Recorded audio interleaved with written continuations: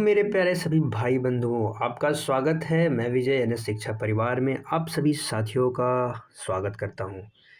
साथियों, जीआईसी प्रवक्ता के लिए संडे स्पेशल हिंदी साहित्य का प्रैक्टिस सेट है। आप चाहे जहां भी पढ़ें, जैसे भी पढ़ें, डेली हमारे साथ शाम के टाइम 6 बजे जुड़ सकते हैं। डेली शाम के टाइम 6 बजे हर संडे को ये क्लास बेहतरीन अब क्वेश्चंस के साथ हर संडे को आएगी। इसी के साथ में हम आज की क्लास का शुरुआत करते हैं। और अगर आप हमारे चैनल पर नए हैं तो चैनल को सब्सक्राइब करके वीडियो लाइक शेयर जरूर करें। पहला क्वेश्चन एकदम शानदार क्वेश्चन है, इस प्रैक्टिस सेट में है। पहला क्वेश्चन ही शानदार है, बताएंगे साथी। भारतेंदु युग को किस नाम से जाना जाता है? ऑप्शन आपके सामने दिए गए हैं, 4 ऑप्शंस हैं। पुनर्जागरण काल, या आदिकाल, या स्वर्णकाल, या रीतिकाल। किस नाम से जाना जाता है? भारतेंदु युग को साथी पुनर्जागरण काल के नाम से जाना जाता है। किस नाम से? पुनर्जागरण काल। पुनर्जागरण काल के बाद क्या जाना जाता है? नवजागरण काल भी कहा जाता है। नवजागरण काल।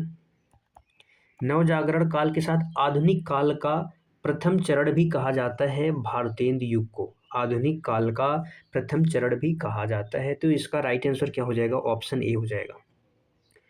भारतेंदु युग को साथी, भारतेंदु युग, इसका प्रवर्तक किसे माना जाता है? इसका प्रवर्तक जो है, इसके प्रवर्तक भारतेंदु हरिश्चंद्र जी को माना जाता है। भारतेंदु हरिश्चंद्र जी को इसका प्रवर्तक माना जाता है, याद रखेंगे। वहीं पे पूछा जाए नवजागरण काल, नवजागरण का अग्रदूत किसे कहा जाता है, तो वो भी भारतेंदु हरिश्चंद्र जी को कहा जाता है। ये भी पॉइंट आपको याद रखना है।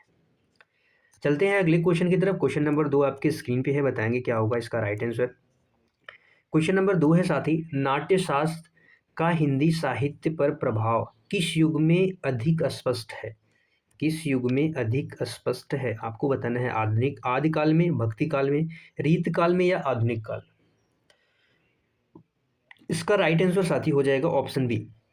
नाट्यशास्त्र का हिंदी साहित्य पर प्रभाव आधुनिक काल में सबसे अधिक स्पष्ट है। और विशेषकर बात करें तो विशेषकर भारतेंदु युग में हुआ। विशेषकर भारतेंदु युग में विशेषकर हुआ अधिक स्पष्ट। अगले क्वेश्चन पे चलते हैं। क्वेश्चन नंबर 3 आपके स्क्रीन पे, क्या होगा इसका राइट आंसर? क्वेश्चन नंबर 3 है, सूरसागर में प्रमुख रूप से किस रस की प्रधानता है? प्रमुख रूप से आपको बताना है कि सूरसागर एक रचना है, इसमें किस रस की प्रधानता है? ऑप्शन है वीर रस, करुण रस, श्रृंगार रस, अद्भुत रस। सूरसागर रचना है सूरदास जी की। किसकी रचना है? सूरदास जी की। सूरदास जी की 3 मुख्य रचनाएं हैं, सूरसागर, सूरसरावली, साहित्य लहरी।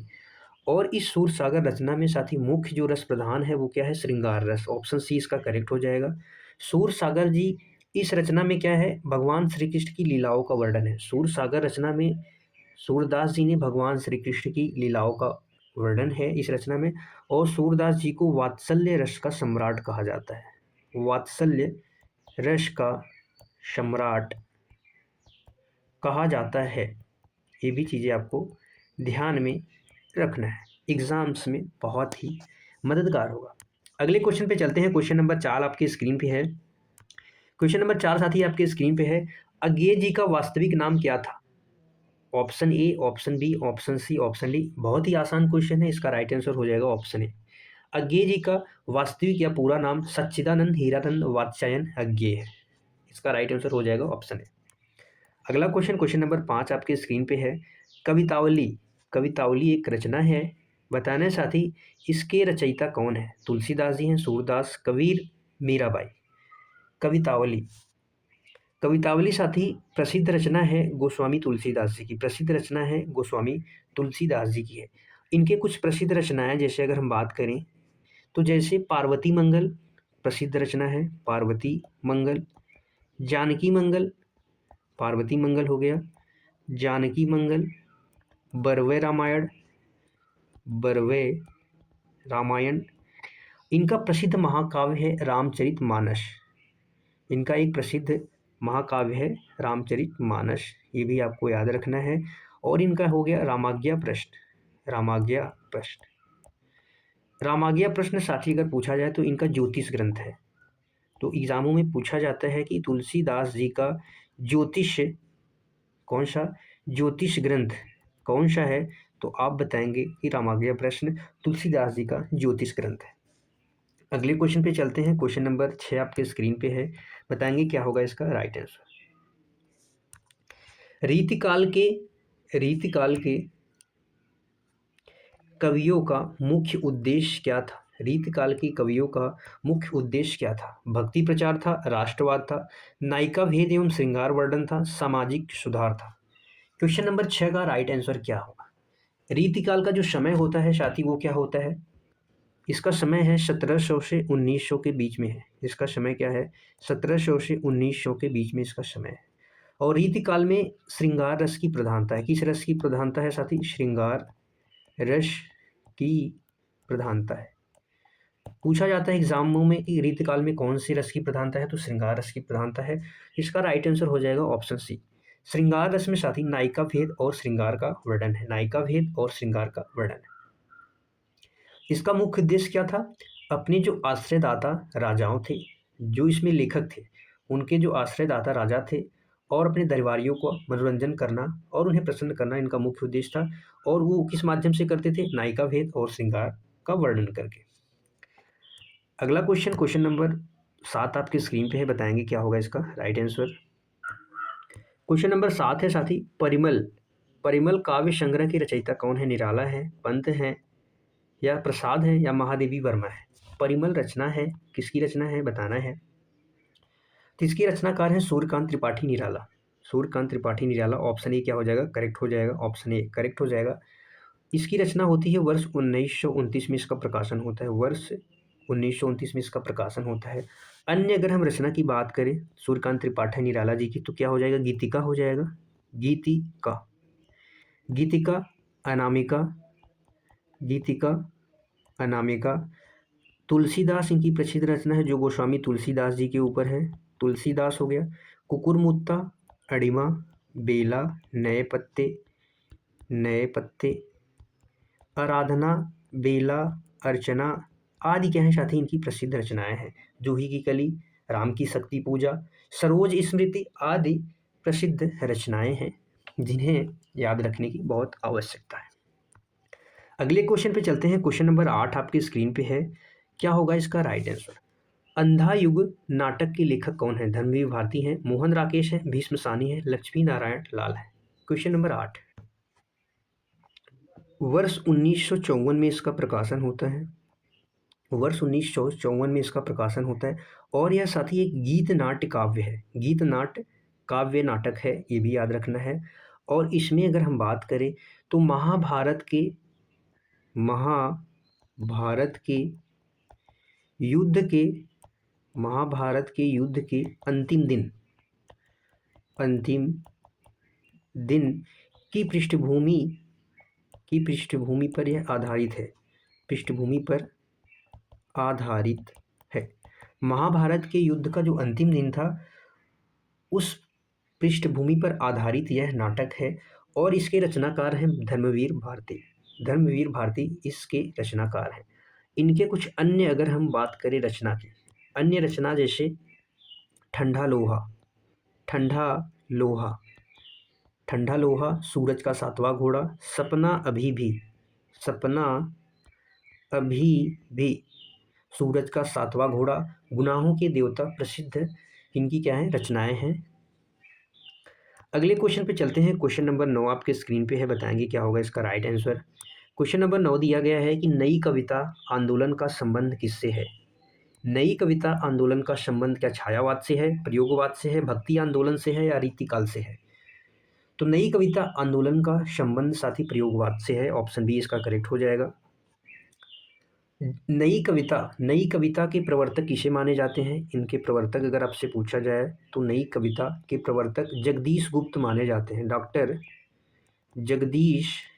जगदीश गुप्त को माना जाता है। और वर्ष 1954 में साथी इन्होंने वर्ष 1954 में नई कविता नाम से पत्रिका का प्रकाशन किया। किस नाम से? नई कविता नाम से इसका प्रकाशन किया था, पत्रिका जो है, पत्रिका। ये भी चीज़ें हमें याद रखना है। अगले क्वेश्चन पे चलते हैं। क्वेश्चन नंबर 10 आपकी स्क्रीन पे है। झूठा सच के लेखक कौन है? यशपाल हैं, रेणु है, प्रेमचंद हैं, अज्ञे जी हैं। झूठा सच, भारत के विभाजन, भारत के विभाजन जो वर्ष 1947 में हुआ था, 1947, उसकी त्रासदी पर आधारित है। 1947 में उसकी जो त्रासदी थी साथी उस पे आधारित है। और यह दो भाग हैं, इसके दो भाग प्रकाशन हुए, इसके दो भाग प्रकाशन हुए हैं। पहला भाग वतन और देश नाम से, वतन और देश नाम से, वतन और देश नाम से जो भाग प्रकाशित हुआ है वर्ष 1958 में हुआ है। और जो दूसरा भाग साथी है देश का भविष्य नाम से, देश का भविष्य नाम से प्रकाशित हुआ है वर्ष 1960 में। इसके जो रचनाकार हैं कौन हैं? यशपाल जी हैं। ऑप्शन ए क्या हो जाएगा? करेक्ट हो जाएगा, ऑप्शन ए करेक्ट हो जाएगा। अन्य, अगर यशपाल की हम अन्य रचना की बात करें तो आप दादा कामरेड कह सकते हैं। दादा कामरेड प्रसिद्ध रचना है, इसका प्रकाशन वर्ष 1941 में होता है। एक प्रसिद्ध रचना है दिव्या, इसका प्रकाशन 1945 में होता है। और एक रचना साथी है पार्टी कामरेड, इसे भी आप याद रखें। अगले क्वेश्चन पे चलते हैं। क्वेश्चन नंबर 11 आपके स्क्रीन पे है, बताएंगे क्या होगा इसका राइट आंसर। यहाँ पे दिया गया है, कबीरदास जी निर्गुण भक्ति शाखा के कवि थे, उन्होंने मूर्ति पूजा का विरोध किया था। तो कबीरदास जी निर्गुण शाखा के कवि थे, ये बात बिल्कुल सही है। कबीरदास जी निर्गुण भक्ति शाखा के कवि थे और साथ ही इन्होंने मूर्ति पूजा का विरोध किया था, बिल्कुल सही है। इन्हें कर्मकांड का खुलकर खंडन किया था। और ये साथी क्या थे? निर्गुण विचारधारा के, निर्गुण विचारधारा के थे। तो यहाँ पे क्या हो जाएगा? दोनों सही हो जाएगा और सही व्याख्या है, ऑप्शन ए क्या हो जाएगा? करेक्ट हो जाएगा। निर्गुण भक्ति शाखा के थे, इन्होंने मूर्ति पूजा का विरोध किया था, ये दोनों क्या है? बात सही। अगले क्वेश्चन पे चलते हैं। क्वेश्चन नंबर 12 आपके स्क्रीन पे है, बताएंगे क्या होगा इसका राइट आंसर। क्वेश्चन नंबर 12 है, प्रेमचंद को उपन्यास सम्राट कहा जाता है, उन्हें ऐतिहासिक उपन्यास अधिक लिखे। इन्होंने ये बात की है कि प्रेमचंद को उपन्यास सम्राट कहा जाता है और प्रेमचंद जी ने ऐतिहासिक उपन्यास के अधिक लिखे हैं। या दोनों सही, दोनों गलत है। ए सही, आर गलत, ए गलत, आर सही। बताएंगे क्या होगा इसका राइट आंसर। तो पहला साथी कथन सही हो जाएगा। प्रेमचंद जी को उपन्यास सम्राट कहा जाता है क्योंकि उन एक प्रसिद्ध रचना उपन्यास इनका गोदान, गोदान के कारण इन्हें उपन्यास सम्राट कहा गया था। गोदान एक रचना थी, प्रसिद्ध उपन्यास था, इनके कारण इन्हें उपन्यास सम्राट कहा जाता है। लेकिन ये बात गलत हो गई, उन्होंने ऐतिहासिक उपन्यास अधिक लिखे हैं ऐसा कुछ नहीं है। प्रेमचंद ने मुख्य रूप से सामाजिक, यथार्थवादी और ग्रामीण जीवन और शोषित जो वर्ग थे उनसे संबंधित उपन्यास लिखे, न कि ज़्यादातर ऐतिहासिक उपन्यास लिखे। उन्होंने जो उपन्यास साथी लिखे वो सामाजिक, यथार्थवादी और ग्रामीण जो शोषित वर्ग थे उनसे संबंधित ज़्यादातर उपन्यास लिखे हैं, न कि ऐतिहासिक उपन्यास। तो इसका राइट आंसर क्या हो जाएगा? ए सही है, आर गलत है, ऑप्शन सी इसका करेक्ट हो जाएगा। अगले क्वेश्चन पे चलते हैं। क्वेश्चन नंबर 13 आपकी स्क्रीन पे है, बताएंगे क्या होगा इसका राइट आंसर। क्वेश्चन नंबर 13 है साथी आपके स्क्रीन पर, महादेवी वर्मा छायावादी कवित्री हैं, उनकी रचनाओं में करुणा और वेदना की प्रधानता है। क्या दोनों सही है और सही व्याख्या है, सही एक्सप्लेनेशन है, या ये गलत है, आर सही, या आर गलत है, ये सही? बताएंगे क्या होगा। तो महादेवी वर्मा साथी, महादेवी वर्मा छायावादी कवित्री हैं, बात बिल्कुल सही है। महादेवी वर्मा मुख्य रूप से हिंदी साहित्य की छायावादी युग की कवि हैं और जिनकी रचनाओं में साथी करुणा, वेदना, विरह की अनुभूति होती है, प्रधानता है, ये भी बात बिल्कुल सही है। इनकी एक प्रसिद्ध पंक्ति है कि मैं नीर भरी दुख की बदली, तो दुख की बदली यानी कहीं ना कहीं एक प्रकार से वेदना की भावना है। तो करुणा, वेदना की प्रधानता है, दोनों सही है और दोनों व्याख्या करता है। ऑप्शन ए इसका क्या हो जाएगा? करेक्ट हो जाएगा। ऑप्शन ही क्या हो जाएगा साथी? इसका करेक्ट हो जाएगा। अगले क्वेश्चन पे चलते हैं। क्वेश्चन नंबर 14 आपके स्क्रीन पे है, बताएंगे क्या होगा इसका राइट आंसर। निम्न में से कौन सा युग्म गलत है? आदिकाल का वीर गाथा काल कहा जाता है, भक्ति काल, स्वर्ण युग, रीतिकाल, श्रृंगार काल, छायावाद या यथार्थवाद। क्या होगा इसका राइट आंसर? आदिकाल का अन्य नाम साथी वीर गाथा काल है, ये बात सही हो जाएगी क्योंकि वीर गाथा काल किसने कहा था? रामचंद्र शुक्ल जी ने कहा था। किसने कहा? रामचंद्र शुक्ल जी। भक्ति काल को स्वर्ण काल कहा जाता है, ये भी बात सही है। और किसने कहा साथी? जॉर्ज ग्रियर्सन, जॉर्ज ग्रियर्सन ने कहा था, ये भी बात सही है। रीतिकाल को श्रृंगार काल कहा, विश्वनाथ प्रसाद मिश्र ने, ये भी बात सही है। किसने कहा था? विश्वनाथ प्रसाद मिश्र ने कहा, ये भी बात सही है। तो इस कौन सा युग गलत पूछा था? तो गलत में ऑप्शन डी करेक्ट हो जाएगा। यहाँ पे क्या हो जाएगा? ऑप्शन डी करेक्ट हो जाएगा। छायावाद साथी, छायावाद का संबंध मुख्य रूप से यथार्थवाद से नहीं है। छायावाद का जो संबंध है, यहाँ पे संबंध बताया गया यथार्थवाद से, तो यथार्थवाद का संबंध किससे है? तो प्रगतिवाद से ज़्यादातर दिखाई देता है। किस वाद से? प्रगति जो वाद है उससे ज़्यादा दिखाई देता है, न कि छायावाद से। छायावाद का संबंध मुख्य रूप से आदर्शवाद और रहस्यवाद, आदर्शवाद और रहस्यवाद से है। ज़्यादातर संबंध रहस्यवाद या आप ऐसा कर सकते हैं आदर्शवाद से है। तो इसका राइट आंसर ऑप्शन डी हो जाएगा। अगले क्वेश्चन पे चलते हैं। क्वेश्चन नंबर 15 आपके स्क्रीन पे है। क्या होगा इसका राइट आंसर? निम्न में से कौन सा युग्म गलत है? निम्न में से कौन सा युग्म गलत है? दिनकर की रचना है रश्मि रथी, निराला सरोज स्मृति। सूर्यकांत त्रिपाठी निराला है ये, इसकी सरोज स्मृति रचना है। सुमित्रा नंदन पंत कामायनी या जयशंकर प्रसाद कामायनी। तो इसका राइट आंसर क्या हो जाएगा? ऑप्शन सी हो जाएगा। गलत बताना है तो दिनकर जी की रचना है रामधारी सिंह दिनकर, रश्मि रथी हो जाएगी, रामधारी सिंह दिनकर है। निराला की रचना है सूर्यकांत त्रिपाठी निराला, सरोज स्मृति रचना है, बात ये भी सही है। जयशंकर प्रसाद की जो प्रसिद्ध उपन्यास है कामायनी, ये भी इनकी सही रचना है। पंत जी की रचना कामायनी नहीं है। ऑप्शन सी क्या हो जाएगा? गलत हो जाएगा। अगले क्वेश्चन पे चलते हैं। क्वेश्चन नंबर 16 आपके स्क्रीन पे है, बताएंगे क्या होगा इसका राइट आंसर। यहाँ पे दिया है रीतिकाल को अलंकार काल किसने कहा? आप अलंकार काल भी कह सकते हैं साथी, उस और क्या कह सकते हैं? अलंकृत काल, अलंकृत काल या अलंकार काल दोनों कह सकते हैं। क्या रामचंद्र शुक्ल जी ने कहा, हजारी प्रसाद, नामवर सिंह या नंद दुलारे वाजपेयी जी? तो रीतिकाल को अलंकार काल या अलंकृत काल किसने कहा था? मिश्र बंधु ने कहा था। किसने कहा था? मिश्र बंधु ने कहा था। यहाँ पे ऑप्शन में एक भी नहीं है, तो इसके चारों ऑप्शन क्या हो जाएंगे? गलत हो जाएंगे। मिश्र बंधु ने कहा था साथी, और इन्होंने एक हिंदी साहित्य के लिए रचना जो की थी मिश्र बंधु विनोद, उसमें रीतिकाल को इन्होंने अलंकृत काल या अलंकार कहा था। मिश्र बंधु साथी 3 कवियों का संगठन है। इसमें 3 कवि हैं, गणेश बिहारी, श्याम बिहारी, सुखदेव बिहारी। रीतिकाल को श्रृंगाल काल हमने भी आपको बताया कि इसको श्रृंगाल काल किसने कहा था? विश्वनाथ प्रसाद मिश्र ने। कलाकाल रमाशंकर शुक्ल रसाल ने कहा था कलाकाल रीतिकाल को, ये भी आपको याद रखना है। अगले क्वेश्चन पे चलते हैं। क्वेश्चन नंबर 17 आपके स्क्रीन पर है। प्रयोगवाद शब्द का सर्वप्रथम प्रयोग, प्रयोगवाद शब्द का सर्वप्रथम प्रयोग किसने किया था? अज्ञेय ने, नामवर सिंह, रामविलास शर्मा या हजारी प्रसाद द्विवेदी?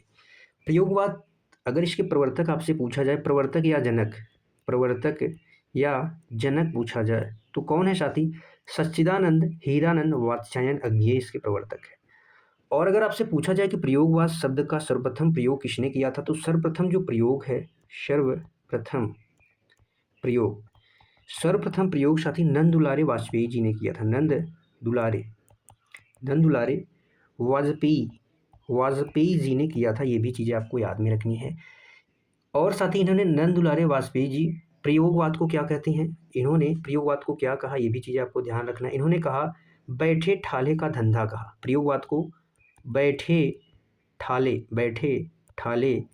का धंधा, बैठे ठाले का धंधा प्रयोगवाद को कहा।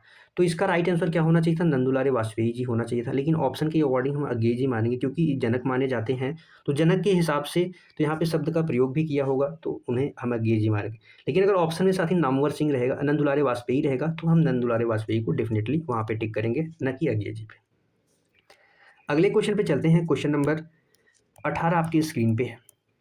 तार सप्तक का संपादक किसने किया था? तार सप्तक का संपादक किसने किया था? अज्ञेय जी ने, धर्मवीर भारती, निराला या पंत जी ने? क्या होगा क्वेश्चन नंबर 18 का राइट आंसर? तार सप्तक का प्रकाशन साथी तार सप्तक का प्रकाशन वर्ष 1943 में पहला इसका प्रकाशन होता है, और इसके संपादक हैं ऑप्शन ए अज्ञेय जी। इसके संपादक कौन है? अज्ञेय जी हैं। इसका राइट आंसर हो जाएगा ऑप्शन ए। तार सप्तक के साथ ही कुल 3 प्रकाशन हुए थे। पहला प्रकाशन जो हुआ था 1943 में हुआ था, और जो दूसरा प्रकाशन हुआ था वर्ष 1951 में हुआ था। तीसरा प्रकाशन जो हुआ था वर्ष 1971 में हुआ था। यहाँ पे साथी 71 नहीं होगा, वर्ष 1959 में हुआ था। वर्ष 1900 कितने में हुआ था? 59 में हुआ था, तीसरा जो तार सप्तक था। तो याद रखेंगे, तीसरा जो था वर्ष 1959 में था, ये सेकंड हो गया, ये क्या हो गया? थर्ड हो गया। और इसके संपादक कौन थे? अज्ञेय जी थे। इन तार सप्तक में साथी 7 कवियों का मंडल था। कितने कवियों का? 7 कवियों का मंडल, 7 कवियों का मंडल। और इन 7 कवियों को अज्ञेय जी ने राहु का अन्वेषी कहा था। राहु का अन्वेषी कहा, ये भी चीज़ें आपको याद रखना है। राहु का अन्वेषी तार सप्तक के जो 7 कवि थे उनको अज्ञेय जी ने कहा था। अगले क्वेश्चन पे चलते हैं। क्वेश्चन नंबर 19 आपकी स्क्रीन पे है, बताएंगे क्या होगा इसका राइट आंसर।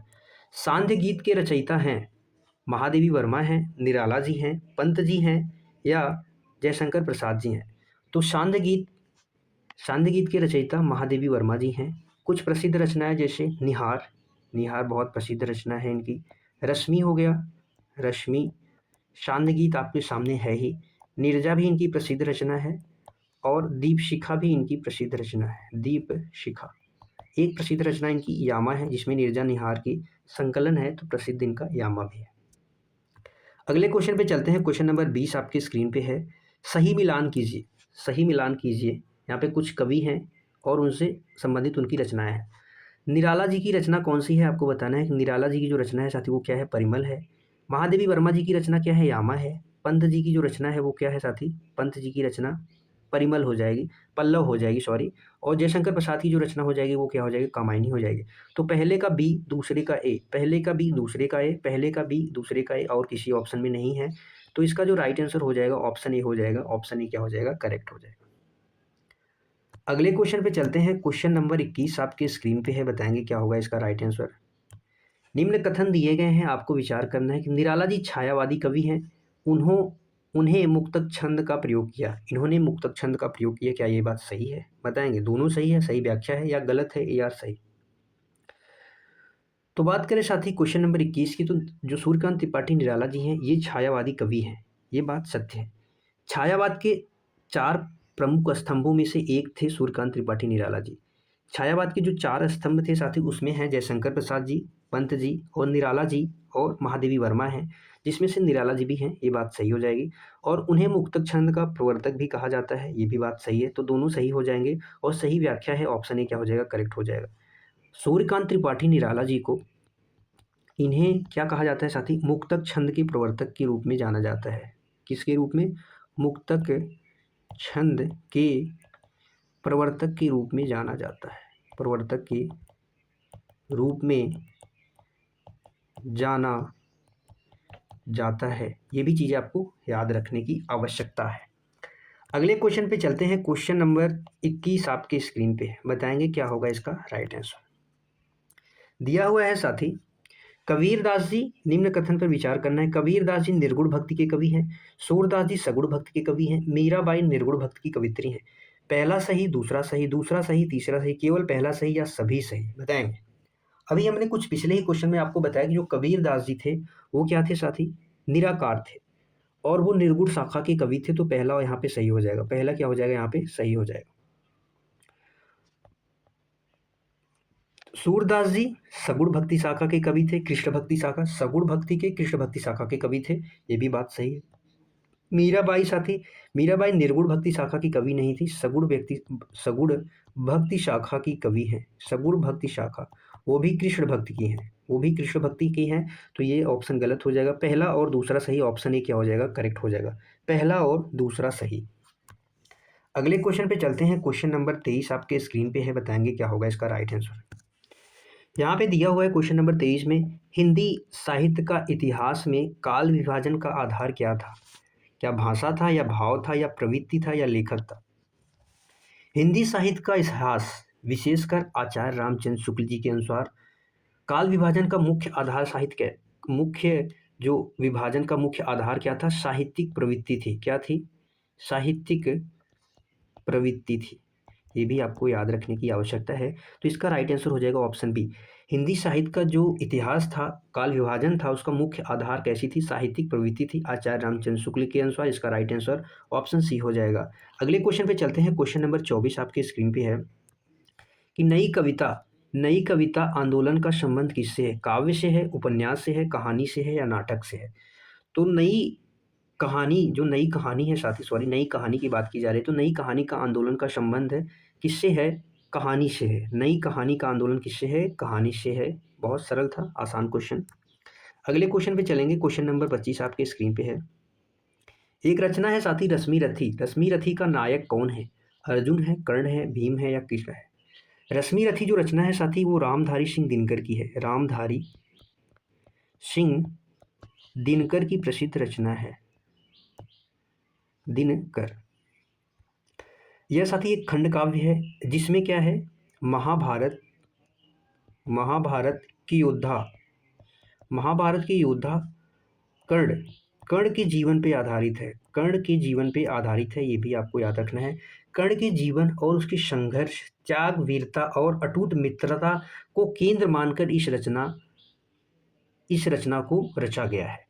तो इसके नायक हैं ऑप्शन बी कर्ण। इसके नायक कौन हो जाएंगे? ऑप्शन बी क्या हो जाएंगे? कर्ण हो जाएंगे। और रामधारी सिंह दिनकर जी को डिप्टी राष्ट्रकवि यानी दूसरे राष्ट्रकवि की भी संज्ञा दी गई है, ये भी आपको याद रखना है। अगले क्वेश्चन पे चलते हैं। क्वेश्चन नंबर 26 आपके स्क्रीन पे है। अंधा युग किस युद्ध पर आधारित है? अंधा युग किस युद्ध पर आधारित है? राम और रावण युद्ध, महाभारत युद्ध, पानीपत या प्लासी का युद्ध? बताएंगे क्वेश्चन नंबर 26 का राइट आंसर क्या हो जाएगा। अंधा युग साथी, अंधा युग, यह रचना वर्ष 1954 में प्रकाशित होता है और किसकी है साथी? धर्मवीर भारती की है। धर्मवीर भारती की रचना है और यह महाभारत के युद्ध पर आधारित है, जो अंतिम महाभारत के युद्ध की अंतिम दिन की पृष्ठभूमि पर आधारित है। तो इसका राइट आंसर ऑप्शन बी हो जाएगा। अगले क्वेश्चन पे चलते हैं। क्वेश्चन नंबर 27, गोदान में होरी किसका प्रतीक है? गोदान एक प्रसिद्ध उपन्यास है और इसमें एक पात्र है होरी, वो किसका प्रतीक है? जमींदार वर्ग का, किसान वर्ग का, व्यापारी वर्ग का या मजदूर वर्ग का? क्वेश्चन नंबर 27, इसका प्रकाशन साथी वर्ष 1936 में होता है और यह प्रेमचंद्र का उपन्यास है। प्रेमचंद्र का क्या है? उपन्यास है, जो साथी किस पे आधारित है? किसान के, कृषक जीवन पर आधारित है। आप ऐसा कर सकते हैं, उपन्यास किस पर आधारित है? कृषक जीवन पर। भारतीय जो कृषक हैं, कृषक जीवन पर आधारित है। और यहाँ पे साथी जो इसमें जो पात्र हैं, होरी, गोबर, नोहरी, बहुत सारे पात्र हैं, 50 से अधिक पात्र हैं इसमें, छोटे बड़े मिला के। तो जो होरी पात्र है वो किसका प्रतीक है साथी? किसान वर्ग का प्रतीक है। याद रखेंगे, किसान वर्ग का प्रतीक है होरी। और वहीं पे अगर आपसे पूछ दिया जाए होरी की जो पत्नी का क्या नाम है? होरी की पत्नी का नाम है धनिया। होरी की पत्नी का नाम साथी क्या है? धनिया है। नई पीढ़ी का प्रतीक अगर आपसे पूछा जाए, नई पीढ़ी का प्रतीक, नई पीढ़ी का प्रतीक कौन सा पात्र है? तो आप बताएंगे गोबर। नई पीढ़ी प्रतीक का पात्र कौन है साथी? गोबर है। ये आपको याद रखना है, ठीक है। अगले क्वेश्चन पे चलते हैं। क्वेश्चन नंबर 28 आपके स्क्रीन पे है। आदिकाल को वीरगाथा काल किसने कहा? आदिकाल को वीरगाथा काल किसने कहा था? रामचंद्र शुक्ल, हजारी प्रसाद द्विवेदी, रामविलास शर्मा या नामवर सिंह? आदिकाल को वीरगाथा काल नाम देने का श्रेय आचार्य रामचंद्र शुक्ल जी को जाता है। यह ऑप्शन आपको याद रखना है। आदिकाल को आदिकाल हजारी प्रसाद द्विवेदी जी ने कहा था, ये भी आपको याद रखना है। आदिकाल को जो आदिकाल किसने कहा था? हजारी प्रसाद द्विवेदी जी ने कहा था। साथ ही आदिकाल को अगर आपसे पूछा जाए बीज वपन काल महावीर प्रसाद द्विवेदी जी ने कहा था। महावीर प्रसाद द्विवेदी जी ने कहा था, ये भी आपको याद रखना है। आदिकाल को वीर काल अगर आपसे पूछ दिया जाए तो वीर काल किसने कहा था? वीर काल विश्वनाथ प्रसाद मिश्र ने कहा था। किसने कहा था? विश्वनाथ प्रसाद मिश्र जी ने कहा था, आपको याद रखना है। अगले क्वेश्चन पे चलते हैं। क्वेश्चन नंबर 29 आपकी स्क्रीन पर है। सिद्ध साहित्य की भाषा किस भाषा में रचा गया था? संस्कृत या अपभ्रंश या ब्रज भाषा या अवधी भाषा? जो सिद्ध साहित्य है साथी वह किस भाषा में रचा गया था? तो इसका राइट आंसर हो जाएगा ऑप्शन बी। अगर आपसे पूछा जाए सिद्ध साहित्यों की भाषा को क्या कहा जाता है? इनकी भाषा को साथी संध्या भाषा, संध्या या आप ऐसा कह सकते हैं संध्या या संधा भाषा कहा जाता है। आपको ये भी याद रखना है। और इसमें साथी अपभ्रंश, सिद्ध साहित्य अपभ्रंश भाषा में रचा गया था और इनकी भाषा को जो इनके कवि थे, आप ऐसा कह सकते हैं कि जो इनके विद्वानों थे वो संध्या भाषा कहते हैं। इनकी भाषा को संध्या भाषा कहते हैं। अगले क्वेश्चन पे चलते हैं। क्वेश्चन नंबर 30 आपके स्क्रीन पर है। नाथ साहित्य का संबंध किससे है? नाथ साहित्य का संबंध किससे है? भक्ति आंदोलन, योग साधना, श्रृंगार काव्य या वीर काव्य? नाथ साहित्य के प्रवर्तक अगर आपसे पूछा जाए, इसके अगर प्रवर्तक, नाथ साहित्य के प्रवर्तक गोरखनाथ माने जाते हैं। गोरखनाथ इसके प्रवर्तक माने जाते हैं। अगर पूछा जाए साथी नाथ जो पंथ थी, नाथ पंथ, इसकी नींव किसने रखी? नाथ पंथ की नींव, तो इसकी नींव रखी थी मच्छंद्र नाथ या आप ऐसा कह सकते हैं मत्स्येंद्र नाथ। मच्छेंद्र नाथ, या इनको मच्छंदर नाथ भी कहा जाता है, मच्छंदर नाथ। जो इनके शिष्य थे गोरखनाथ, इनके शिष्य थे मच्छिंद्र नाथ के शिष्य थे गोरखनाथ और इसके प्रवर्तक माने जाते हैं। तो इसका राइट आंसर होगा ऑप्शन बी, भक्ति साहित्य नाथ, सॉरी जो नाथ साहित्य है इसका संबंध योग साधना से है। किससे है? योग साधना से है। अगले क्वेश्चन पे चलते हैं। क्वेश्चन नंबर 31 है आपकी स्क्रीन पे।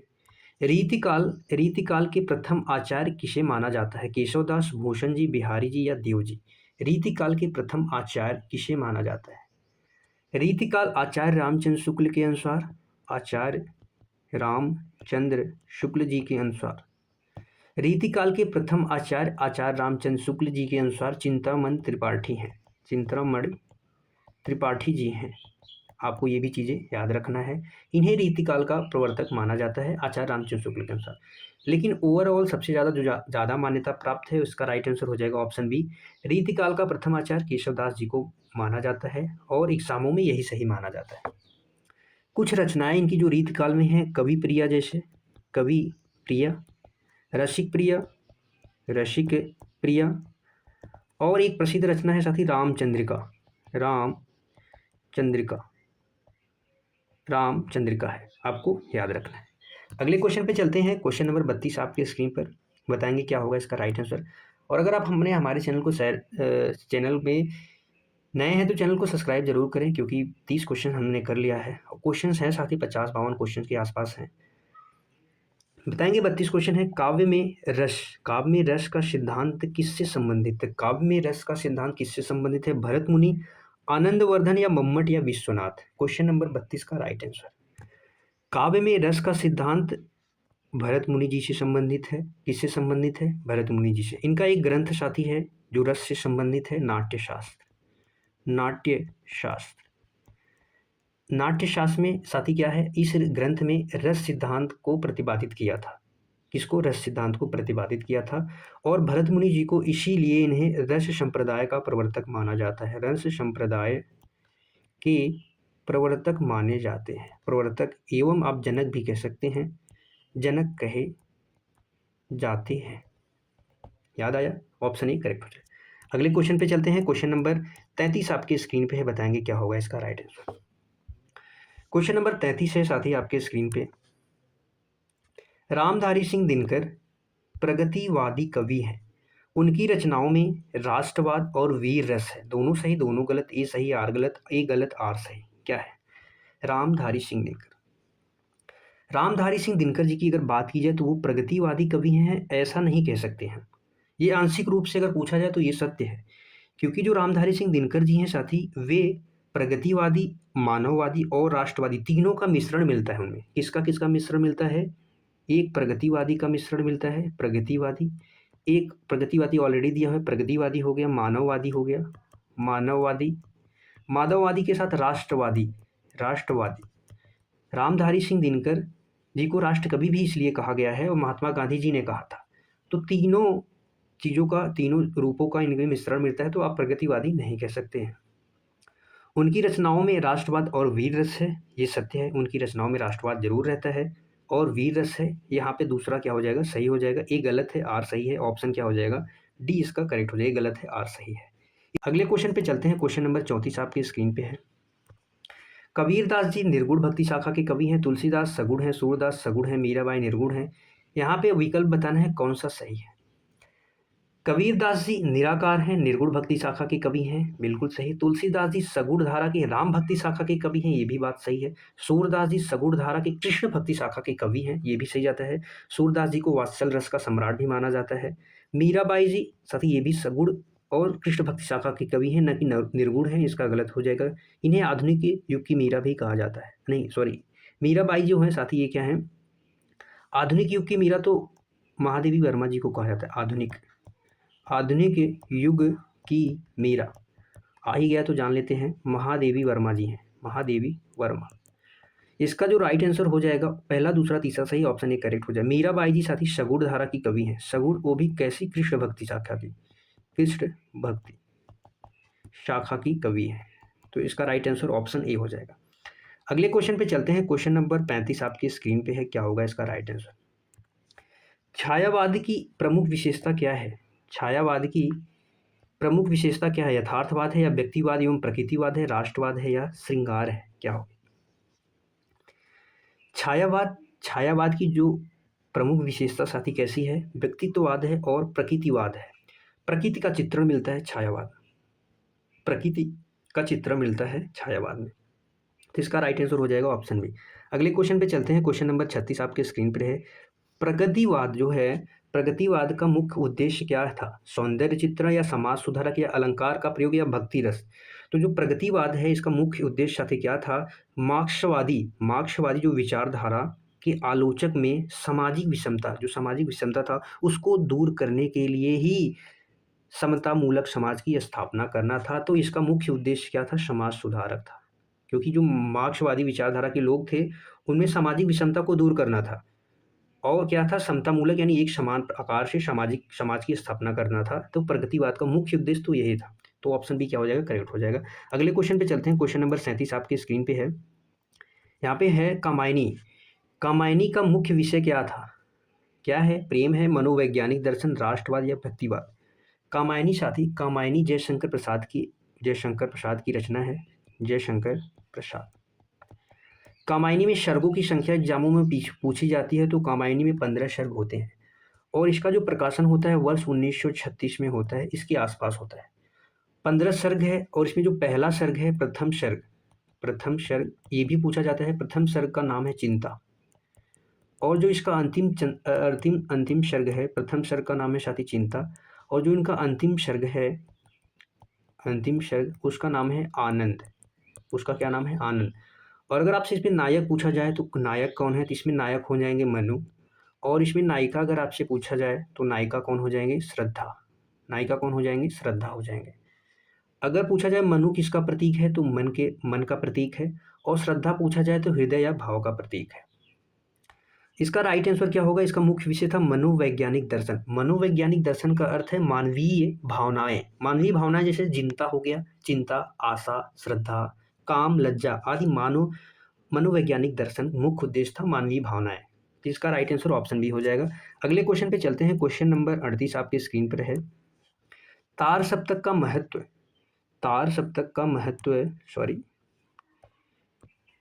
क्या है? भक्ति, छायावाद या प्रयोगवाद की शुरुआत या रीतिकाल? इसका प्रकाशन इसके 3 प्रकाशन हुए। पहला 1943, दूसरा 1951, तीसरा 1959 में होता है और अज्ञे जी के द्वारा होता है। इसके द्वारा अज्ञे जी के द्वारा इसका प्रकाशन होता है, आपको याद रखना है। इसका मेन महत्व क्या है? प्रयोगवाद। इसका मेन महत्व क्या है? प्रयोगवाद की शुरुआत। ऑप्शन सी करेक्ट हो जाएगा। ऑप्शन सी क्या हो जाएगा? करेक्ट हो जाएगा। अज्ञे जी ने जो तार सप्तक के कवि थे, तार सप्तक में 7 कवि थे, उन कवियों को क्या कहा था? राहु का अन्वेषी कहा था। किसको कहा था? 7 कवियों को राहु का अन्वेषी कहा था, आपको याद रखना है। अगले क्वेश्चन पे चलते हैं। क्वेश्चन नंबर 39 आपके स्क्रीन पे है। मैला आंचल के लेखक कौन है? रेणु है, प्रेमचंद है, यशपाल है या नागार्जुन है? मैला आंचल साथी इसका राइट आंसर हो जाएगा ऑप्शन ए रेणु जी। यह पहला आंचलिक उपन्यास है। अगर आपसे पूछा जाए पहला आंचलिक उपन्यास कौन सा है? आंचलिक उपन्यास तो कौन है? पहला आंचलिक उपन्यास कौन है? तो मैला आंचल है और किसका है? रेणु जी का है। तो इसलिए रेणु जी को आंचलिक उपन्यास के प्रवर्तक माने जाते हैं। आंचलिक उपन्यास का प्रवर्तक माना जाता है या जन्मदाता माना जाता है, आप जो भी कह सकते हैं। तो आंचलिक उपन्यास के प्रवर्तक कौन माने जाते हैं? रेणु जी माने जाते हैं। इनका पहला आंचलिक उपन्यास मैला आंचल। अगले क्वेश्चन पे चलें। अगला क्वेश्चन नंबर 40 आपके स्क्रीन पे है। बताएंगे क्या होगा इसका राइट आंसर। हिंदी साहित्य का आधुनिक काल किससे प्रारंभ होता है? हिंदी साहित्य का आधुनिक काल किससे प्रारंभ होता है? भक्ति काल से, रीति काल से, भारतीय युग से या द्विवेदी युग से? हिंदी साहित्य का आधुनिक काल किससे प्रारंभ होता है? तो इसका राइट आंसर हो जाएगा ऑप्शन सी, भारतीय युग से। जो भारतीय हरिश्चंद्र जी के नाम पे पड़ा था, तो भारतीय युग क्या हो जाएगा? इसका राइट आंसर हो जाएगा इसका प्रारंभ पहला होता है। अगर दूसरा पूछा जाए तो दूसरा क्या होता है? प्रारंभ तो पहला भारतीय युग से होता है और दूसरा द्विवेदी युग से होता है। दूसरा चरण, पहला चरण आप इसे कह सकते हैं, दूसरा चरण द्विवेदी युग को कह सकते हैं। भक्ति काल को स्वर्ण युग कहा जाता है। स्वर्ण युग, भक्ति काल को क्या कहा जाता है? स्वर्ण युग कहा जाता है। तो इसका राइट आंसर ऑप्शन सी हो जाएगा। और जो द्विवेदी युग है, अगर इसका नामकरण पूछा जाए तो किसके नाम पे पड़ा था? तो महावीर प्रसाद द्विवेदी। महावीर प्रसाद द्विवेदी जी के नाम पे, और ये भारतेंदु हरिश्चंद्र जी के नाम पे। अगले क्वेश्चन पे चलते हैं। क्वेश्चन नंबर 41 आपके स्क्रीन पे है। बस साथ ही 10 क्वेश्चन और हैं, ज़्यादा नहीं है। हिंदी साहित्य का इतिहास किसने लिखा था? रामचंद्र शुक्ल ने, द्विवेदी जी ने, या नामवर सिंह ने, या रामविलास शर्मा जी ने? हिंदी साहित्य का इतिहास वर्ष 1929 में, हालांकि हिंदी साहित्य का इतिहास बहुत सारे लेखक ने लिखा है। यहाँ पे ऑप्शन के अकॉर्डिंग बताएंगे कि हिंदी साहित्य का इतिहास 1929 में सबसे ज़्यादा प्रमाणिक जो माना गया है विधेयवादी पद्धति है वो रामचंद्र शुक्ल जी का है 1929 में।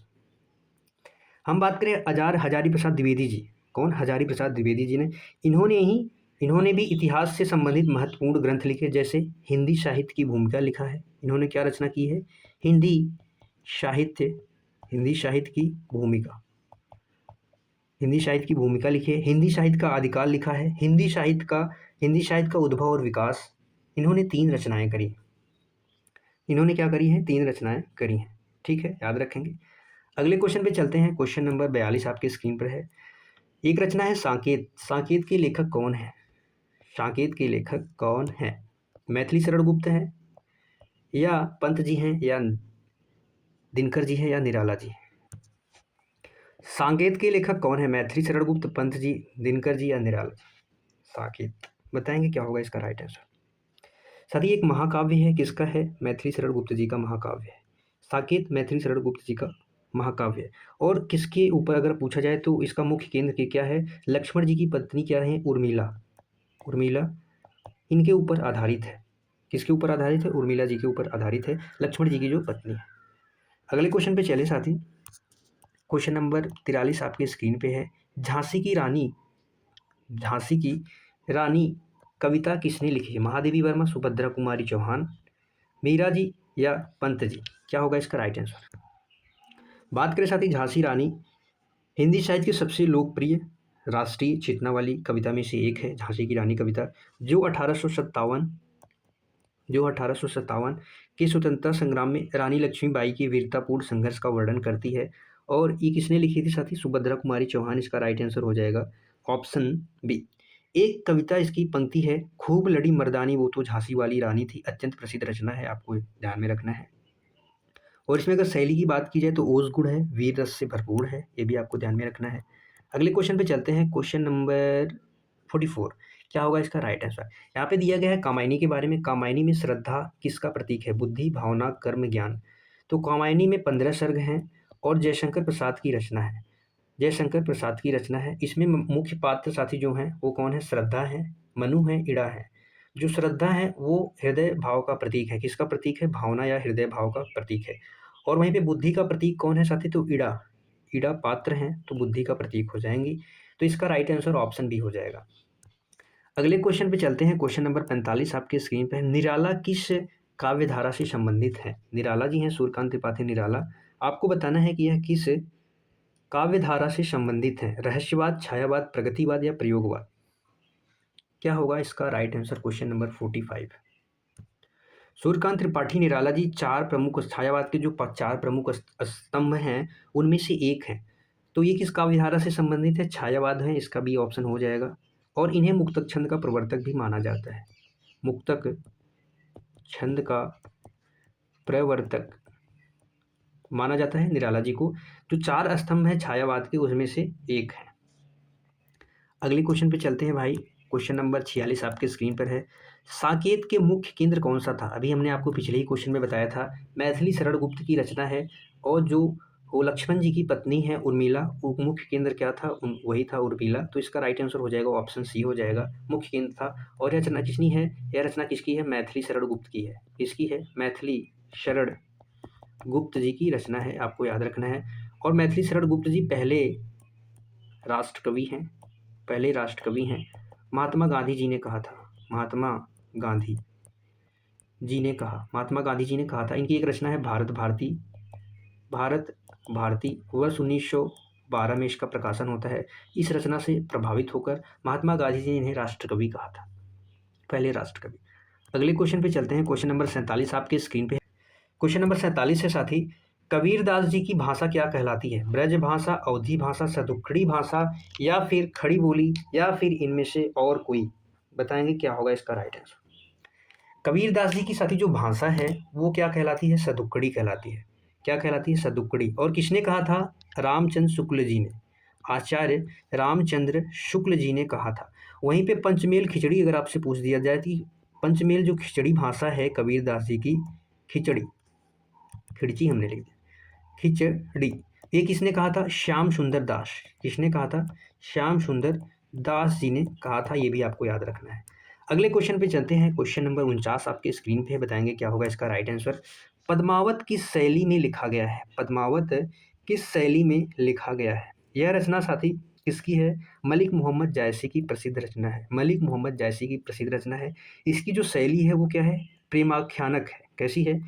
प्रेमाख्यानक है। यह सूफी काव्य परंपरा का एक प्रसिद्ध रचना है। यह किसकी है? सूफी काव्य परंपरा का एक प्रसिद्ध रचना है जिसमें प्रेम कथा के माध्यम से आध्यात्मिक आप कह सकते हैं और लौकिक सत्यों का निरूपण किया गया है। तो इसका राइट आंसर क्या हो जाएगा? ऑप्शन सी हो जाएगा। अगले क्वेश्चन पे चलते हैं। Question number 50। भारत भारती रचना का मुख्य विषय क्या था? प्रेम या राष्ट्रवाद या भक्ति या प्रकृति? यह रचना साथी वर्ष 1912 में प्रकाशित होती है। इसके जो रचनाकार हैं वो कौन है? मैथिली शरण गुप्त जी हैं। मैथिली शरण गुप्त जी हैं। इसी रचना से प्रभावित होकर महात्मा गांधी जी ने इन्हें राष्ट्रकवि की उपाधि दी थी। यह जो रचना है इसका मुख्य विषय राष्ट्रवाद और देशभक्ति था। राष्ट्रवाद और देशभक्ति था। क्या था? राष्ट्रवाद और देशभक्ति इसका मुख्य क्या था? मुख्य विषय था। यह हम पुस्तक क्या है? अब एक चीज़ और जाने, इस पुस्तक को 3 खंडों में विभाजित किया था। पहला जो खंड था अतीत खंड था, दूसरा वर्तमान खंड, तीसरा भविष्य खंड। 3 खंड थे, अतीत खंड, वर्तमान खंड और भविष्य खंड। अगले क्वेश्चन पे चलते हैं। क्वेश्चन नंबर 51 आपकी स्क्रीन पे है, बताएंगे क्या होगा इसका राइट आंसर। आधे अधूरे नाटक का मुख्य विषय क्या था? ऐतिहासिक या पारिवारिक या धार्मिक या राजनीतिक? आधे अधूरे, यह नाटक किसका है साथी? मोहन राकेश का है। मोहन राकेश, यह मोहन राकेश का नाटक है और इसका जो मुख्य विषय था वो क्या था? पारिवारिक विघटन था। पारिवारिक साथी क्या था? विघटन था। यह नाटक क्या दिखाता है? मोहन राकेश द्वारा रचित यह नाटक मध्यवर्गीय जो परिवार थे उनकी जीवन को जो विसंगतियां थी, आर्थिक तंगी थी, उनमें अविश्वास और अधूरेपन के कारण जो परिवार में विघटन या मानसिक तनाव आप कह सकते हैं, उसका चित्रण इस नाटक में हमें देखने को मिलता है। आपको याद रखना है। ठीक है, चलते हैं अगले क्वेश्चन की तरफ। साथी अगला क्वेश्चन आपकी स्क्रीन पे नहीं आया है। क्लास लेकिन जरूर समाप्त हो गई है। क्लास साथी क्या हो गया यहाँ पे? क्लास जरूर समाप्त हो गई है। ये हमारा टेलीग्राम चैनल है। डेली आप संडे को ज्वाइन कर सकते हो 6 PM। ये क्लास हर संडे को भी आप चाहे जहाँ पढ़े, कहीं से भी पढ़े, कोई फ़र्क नहीं पड़ता। आप अगर थोड़ा सा भी अगर अपने चीज़ों को एनालिसिस करना चाहते हैं, जांचना चाहते हैं कि आपने क्या पढ़ा है, तो आप इस वीडियो को जरूर देख सकते हैं और शेयर कर सकते हैं, टेलीग्राम चैनल ज्वाइन कर सकते हैं। फिर मिलेंगे अगले संडे को एक बेहतरीन क्लास के साथ। तब तक के लिए बाय बाय साथी। Thank you so much. खुश रहिए, मस्त रहिए, पढ़ते रहिए। जय हिंद साथियों।